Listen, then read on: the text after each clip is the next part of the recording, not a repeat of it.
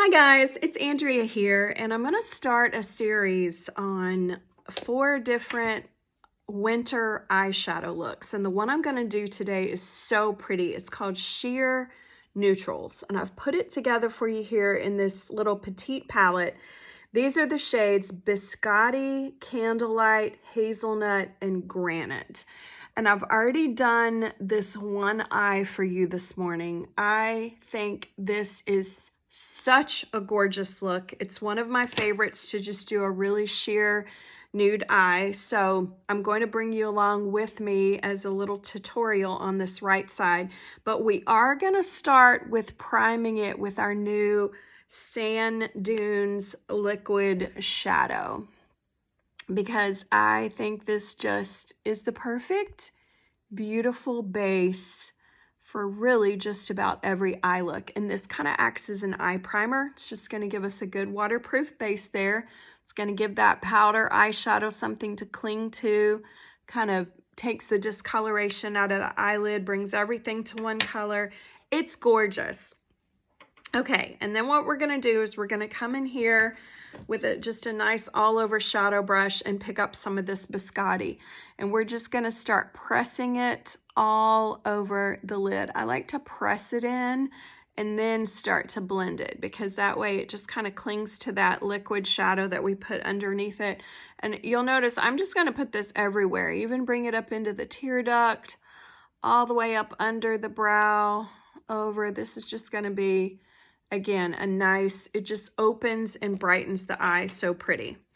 And then I blend everything, you guys. I think you've heard me on these videos say that blending is the key to everything. So I've got my little brush cleaner here that I'm running this across. You can probably find something like this on Amazon that just clears all the powder out so that it's a clean brush between colors. Now, this is where our magic starts to happen. We're going to come in and grab this hazelnut. And what I love about hazelnut, it is probably the most boring, unassuming color shade in the entire Mary Kay palette. And yet it can make some of the most dramatic difference in terms of building in some definition and some contour into your eye. And what I want you to notice, my eyes are pretty average shaped, slightly hooded, but what I'm doing is I'm going up into this crease and I'm just running almost like a windshield wiper back and forth motion. I'm not going all the way to the center. I'd say I'm stopping about 2/3 of the way in, but I'm just depositing that color and then blending it. Is there something on my mirror or something on my eyelid? I can't tell. Okay, and then after we do that, what are we going to do? You got it. We're going to come in with our fluffy blending brush. You want to have always one of these on hand. So maybe grab you a couple in case you lose one. But it's all, everything, the magic is in the blending, okay? So that you don't have any harsh lines. But see what a difference that made? Just that subtle, boring color is a game changer. Then what we're going to do is you're going to get a corner brush and you're going to come in here and grab this granite. And granite is an interesting shade. It is a kind of a silvery gray taupey composite. Like as you turn it and look at it, different lighting, different ways, it grabs different things, okay? Almost, well, granite, it's like stone-like. You get these different textures. And what you'll notice is I'm just coming in here and I'm just running this, depositing this color, almost zhuzhing it back and forth, just on the outer corner of the eye. You know, this V shape right here. And then, you got it. We're going to come in and we're just going to blend the heck out of this. But what I like about granite, normally I come in to this outer corner with a deeper shade, and that's still pretty. I'm still all about this. But our look today is all about being very neutral, very monochromatic, not too much of anything, just keeping it all really simple. And then once I've blended it, because it blends in kind of the textures and the shimmers, I'm just gonna reapply one more time, just really depositing that color there. Then we're going to come in and grab this Candlelight, which is just a really pretty skin colored shimmer. And we're just gonna press this over the top of just our lid, okay? So we're brightening up, and we're gonna extend it out. What did I do on the other side? Yeah, pretty much the whole lid, kind of taking it even a little bit over what we just did, just so that we have a nice, bright lightness there. So pretty. And then I'm going to take my under eye brush, grab the hazelnut, and again, normally do something a little bit darker here, but this is all we're going to need. It's so subtle and so pretty. And then one last time, just give everything a nice blend so that everything's blended.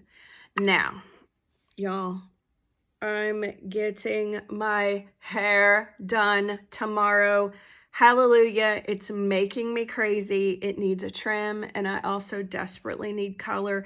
There is so much gray coming in this 55-year-old head of hair that it gives it the weirdest texture. It makes it difficult to style. It is really, really challenging me, really working me. Anyway, I digress. Okay, so I have pulled, since the last video, a new brown waterproof liner, and I started to show you this tip in my last video. Okay, take the lid off, but I wasn't able to finish it because I was at the end of my little stick. Pull, I promise you it comes off. Pull this little cap off, and lo and behold, what do you find there but the cutest little stinking sharpener? Watch this. Oh, y'all, I'm blind as a bat. You put it in there. You turn it. Do you see what I'm seeing? Is it coming through on camera? Do you see the little pencil sharpening there? Oh my gosh, it's so cute. And now you've got a sharp. If you didn't know that, you're welcome. So now what this is going to allow me, oh, the challenge of trying to do this in the camera and looking in my mirror is you're going to stay as close to the lash line as you can possibly get. Just kind of running in little dashes back and forth all the way to the inner corner, and then all the way to the outer corner. And then at the end, we're just gonna slightly flick out just a little bit. Just a little bit, like that, okay? And that just gives us a pretty base there at our lashes. It's gonna make everything look thicker because y'all know I'm lash challenged. I need everything that I have to, okay, then I'm gonna grab Lash Intensity Mascara. This is a little travel size, that's why it's tiny. Hang on, let me pull a little hair off of that. Okay, then, get this hair out of the way. Then I'm gonna come in here, and lately I've just kind of been gently lifting my lashes before I apply it. It's kind of keeping me from getting it all over my lid. I did curl my lashes. And then I'm going to flip it to the comb through side. Get all this combed through. Well, here it is. I've lost it. I was like, where do I put this? Then I'm going to grab my Fanorama Lash Love, scrape off the excess. That's really important. And then again, I'm going to come in here and do another layer. And these little tiny teeth on this bristle. You know, the wand on the Lash Intensity is so thick and fat. You're just really laying down some good, amazing lash lengthening, thickening mascara. But then you're coming back. This is the little magic tip here. You're coming back with the wand of this Fanorama, which has little tiny teeth, and then it has a little fanned out, hence the name, Fanorama.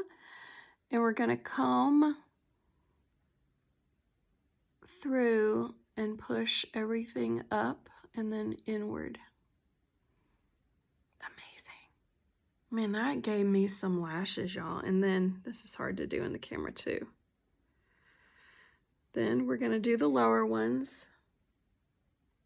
Sorry, itch in the eyebrow. Leave it to me to get on camera and everything itches. Let's see if I can do this a little better in my compact. I think so. I'm just wiggling. The older I get, the more challenged I am with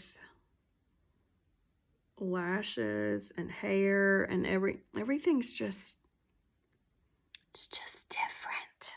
You feel me? The joys of this middle era of life.